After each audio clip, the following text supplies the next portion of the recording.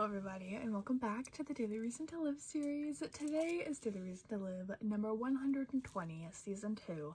Season 2, episode 120, which I don't really know how to give like a headline to because it's a lot of freaking words. Like a lot of these are. I have a lot to say. But I have, so we're just gonna dive right in, I guess. I am a reader. Can you see? Oh, you can't see. There's a giant stack of books behind me. I read a lot. And I just finished reading a book, and I actually, for once, I listened. It was an audiobook, but I listened to the author's note. Why am I talking like that? Why am I breathing so heavy? I don't know. I'm fine. You didn't ask. I'm sorry. No, I'm not. I'm not apologizing.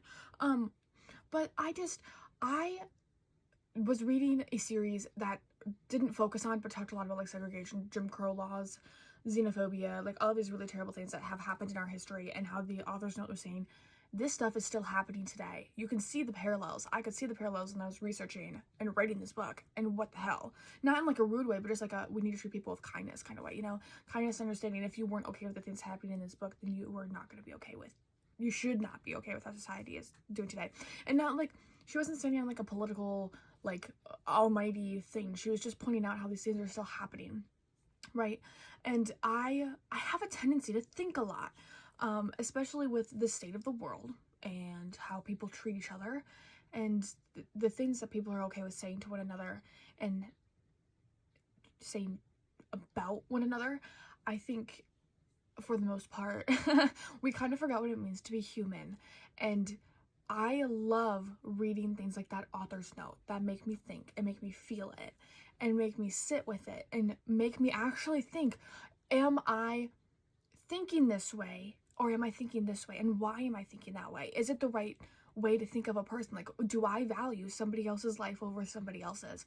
And I would like to say no. You know, I say I would like to say because I don't think you truly ever know. Because you're never really going, I don't think anybody is ever going to face like, no, there's totally people who face those.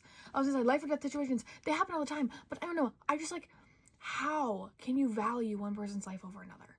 Because of the color of their skin, who they love, anything, literally anything. Maybe because somebody has blue eyes and somebody has green eyes.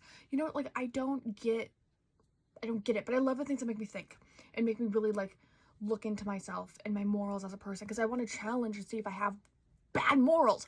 I would like to think that I don't have bad morals. I love people. I love all people. I think everybody deserves to live.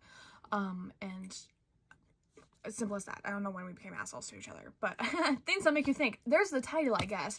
Things that make you think is going to be your daily reason to live for today. I hope that you have a beautiful, wonderful, and fantastic day, just as you are a beautiful, wonderful, and fantastic person, and